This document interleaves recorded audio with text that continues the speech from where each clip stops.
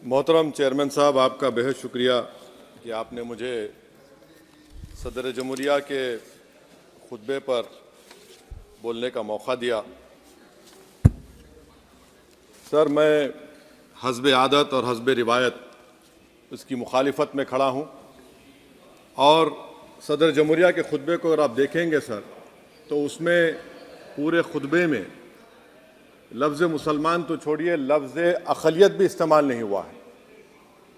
और मैं बड़ी ज़िम्मेदारी के साथ आपके सामने अर्ज़ कर रहा हूँ कि भारत में 14% मुसलमान जो आबादी के लिहाज से 17 करोड़ आते हैं, वो आज पिछले 10 साल में नरेंद्र मोदी की सरकार में अपने आप को एक गैर यकीनी कैफियत में पाते हैं।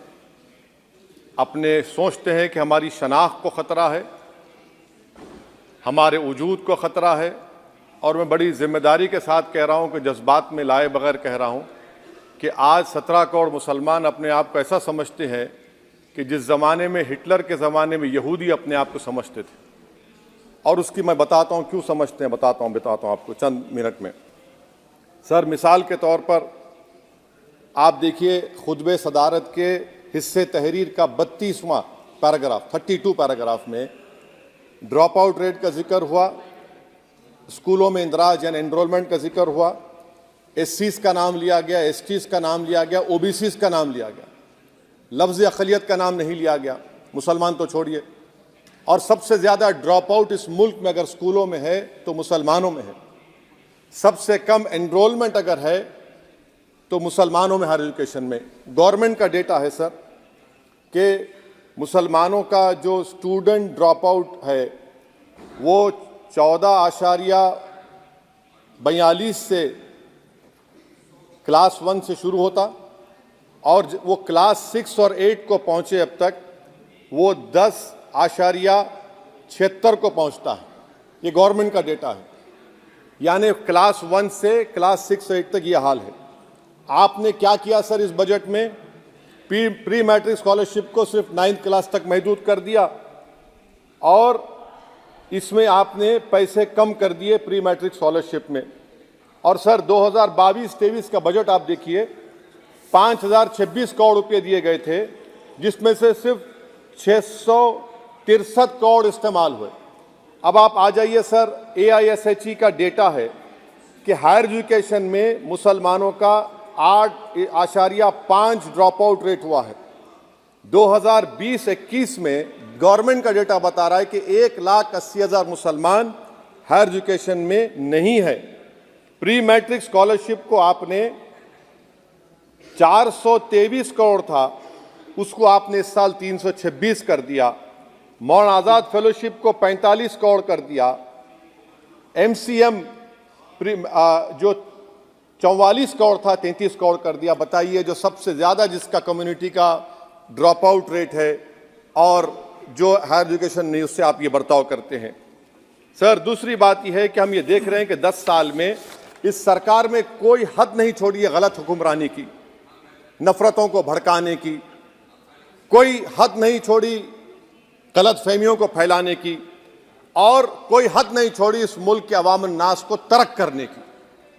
इस 10 साल में हमने क्या देखा सर? जमहूरियत हमारे वतन अजीज की को बचाना बहुत ज़रूरी है। ये गरीबों के लिए और कमज़ोरों की एक बहुत बड़ी ताकत है। मगर 10 साल में, 9.5 साल में क्या हुआ? सिर्फ एक शख्स को मजबूत कर दिया गया, एक मजहब को मजबूत कर दिया गया, एक आइडियोलॉजी, एक नज़रिए को मजबूत कर दिया गया, एक शनाख्त को सब शनाख्त के आगे दूसरी शनाख्तों को मिटाने की कोशिश की गई, एक ज़बान को मजबूत कर दिया गया। तो हमारी जमहूरियत तो खोखली हो चुकी है। और सर, कोई भी हुकूमत और पार्टी सिर्फ जबर और इस्तेसाल पर कायम नहीं रह सकती है सर। दूसरा पॉइंट सर जो मैं आपके सामने अर्ज करना चाह रहा हूं, CAA के कानून के ताल्लुक से मरकजी एक वजीर ने अखबार में बयान दिया कि हम 8 दिन में करने वाले हैं। आप 8 दिन में करेंगे, 8 दिन में एहतजाज शुरू होगा मुल्क के कोने कोने में। आप CAA को मजहब से ख़त्म कर दीजिए, मजहब से जोड़ेंगे तो आपका इरादा बुरा है। आप भारत की अक़लियतों को, भारत के मुसलमानों को, दलितों को आप परेशान करने का आपका इरादा है। सर, दूसरी बात यह है कि CAA के ख़िलाफ़ क्यों हम हैं? क्योंकि सीमांचल के मुसलमान को आप बांग्लादेशी कहते हैं। कोई मिनिस्टर मुझे कहता है कि घुसपैठी है, रोहिंग्या है। तो CAA को मजहब से जोड़ना गलत था, उसको निकालिए। मगर हमारे देश के प्रधानमंत्री सर, वतन अजीज के वजीर आजम, मैं बड़ी जिम्मेदारी के साथ कह रहा हूं कि मैं अपने बचपने में जब हिस्ट्री पढ़ता था तो मैंने एक स्टैचू की फोटो देखी थी, प्रीस्ट किंग ऑफ मोहनजोदारो। ऐसा लगता है कि वैसा ही लग रहा है कि प्रधानमंत्री नहीं है बल्कि पुजारी सम्राट बन चुके हैं वो। और मैं क्यों कह रहा हूं कि हमारे सदर जमहूरिया ने कहा था कि 22 जनवरी एक तारीखी दिन है, बिल्कुल तारीखी दिन है। 22 जनवरी की बुनियाद 6 दिसंबर 92 को रखी गई। 22 जनवरी की बुनियाद 86 में ताले खोलकर रखी गई। 22 जनवरी की बुनियाद GB पंत ने रखी थी, इसीलिए तारीखी दिन है। और तारीखी दिन इसलिए भी है कि सर इसी ऐवान में 16 दिसंबर 1992 को हमने एक रेजोल्यूशन पास किया था। आप बताइए कि आज इस मुल्क में चाहे कोई सेकुलर पार्टी का हो या जो भी हो, वाले सब सेकुलर है, बुरा मैं हूं, किसी में हिम्मत नहीं है कि 6 दिसंबर की बात की जाए। और वो तारीखी दिन इसलिए भी है सर, इंसाफ करने वालों में एक NCLT के चेयरमैन, एक गवर्नर और एक नामजद शुदा रुकने पार्लियामेंट बैठे हुए थे। अब आप बताइए मेरे पास बचा क्या है? बचा यह है कि आर्टिकल 32 बचा है जिसको बाबा साहब अम्बेडकर ने दिया। आज मुल्क के 17 करोड़ मुसलमान भारत के वजीर आजम पर एतमाद भरोसा नहीं करते, बिल्कुल नहीं करते, बता रहा हूं, खुल के कह रहा हूं। अगर आप आर्टिकल 32 का ड्यू प्रोसेस ही खत्म कर देंगे तो फिर मेरे पास क्या बचेगा सर? क्या बचेगा? मैं तो यहां खड़े होकर वो सुप्रीम कोर्ट के मायानाज बेबाक वकील दुष्यंत दवे की तरह तो नहीं कह सकता। मुझे आज भी रूल ऑफ लॉ में भरोसा है, मुझे आज भी कानून पर, संविधान पर भरोसा है, मगर ड्यू प्रोसेस तो फॉलो होना चाहिए। ड्यू प्रोसेस फॉलो नहीं हो रहा। एक तारीखी दिन 22 जनवरी था, एक तारीखी दिन 31 जनवरी था। सर रात के अंधेरे में अपील किए बगैर आप आरे लेकर रास्ता खोल देते हैं। क्या पैगाम दे रहे हैं सर? 600 साल की मेहरौली की मस्जिद को बगैर को नोटिस दिए आपने डिमोलिश कर दिया। मैं जिम्मेदारी के साथ कह रहा हूं कि भारत के प्रधानमंत्री और उनकी सरकार भारत के मुसलमानों से उनकी शनाख्त को छीनना चाहते हैं। ख्वाजा अजमेरी के आस्थाने पर चादर बिछाइए, मगर आप जो चादर मुझसे छीनना चाह रहे हैं, मेरी मस्जिद है, आप हर मस्जिद को छीनना चाहते हैं। आप बताइए 17 करोड़ मुसलमानों को क्या पैगाम दे रहे हैं आप कि आप हर मस्जिद को छीन लेंगे मुझसे? फिर मेरा वजूद किस माने रखता है? मेरा शनाख्त क्या माने रखता है?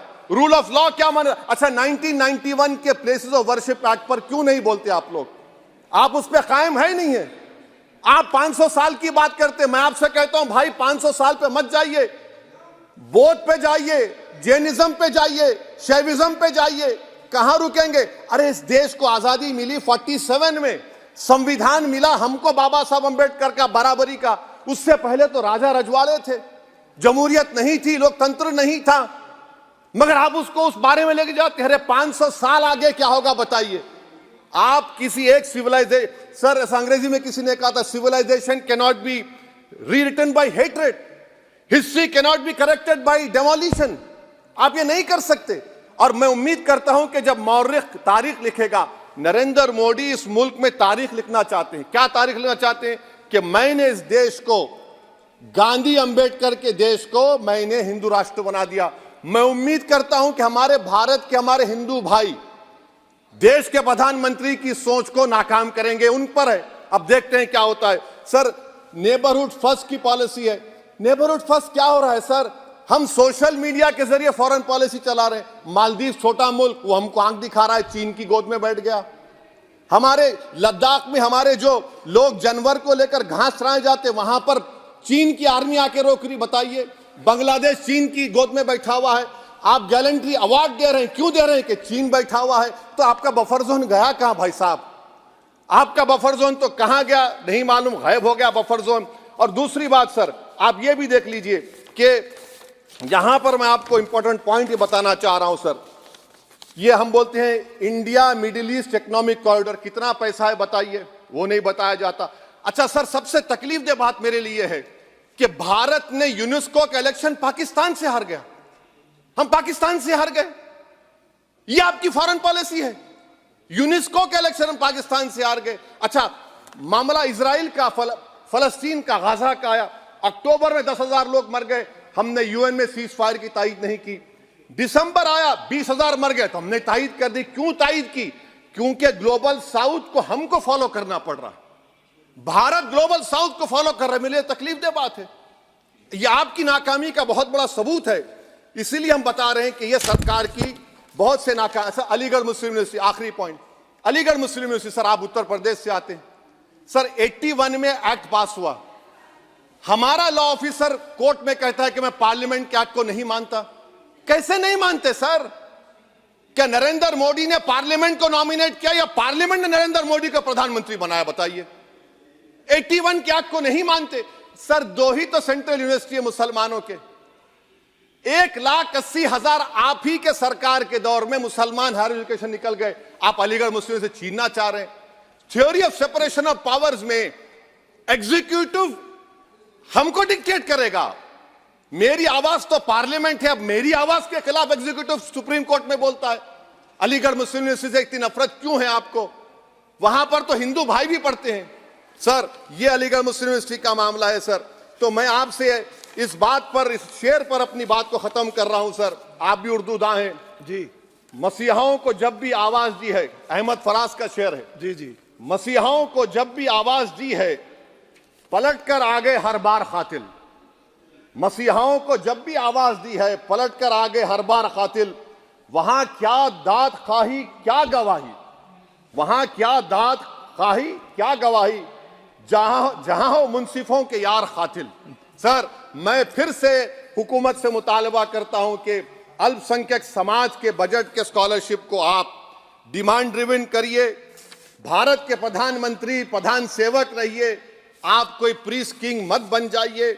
आप जीतेंगे, कौन जीतेंगे देश तय करेगा। मगर याद रखिए, 17 करोड़ मुसलमान आज गम और गुस्से में हैं और इस बात को महसूस कर रहे हैं, इस बात को महसूस कर रहे हैं कि प्रधानमंत्री को हम नोट नहीं दिए मगर हमारा प्रधानमंत्री है। आखिर ये प्रधानमंत्री 17 करोड़ मुसलमानों की उनकी शनाख्त को कैसे मिटा रहे हैं, कैसे उनको आप मार्जिनलाइज कर रहे हैं। इसीलिए सर, मैं उम्मीद करता हूं कि हमारे सेकुलरिज्म जो है वो, मैं पॉलिटिकल सेकुलरिज्म कभी नहीं माना, जो सेकुलरिज्म संविधान में लिखा गया उसकी हिफाजत करेंगे। मुल्क अहम है। वरना याद रखिए, आप चुनाव जीते या हारे, मगर अगर आप 17 करोड़ एक जनता को आप गैर यकीनी कैफियत पैदा कर देंगे, ये देश के हित में नहीं होगा।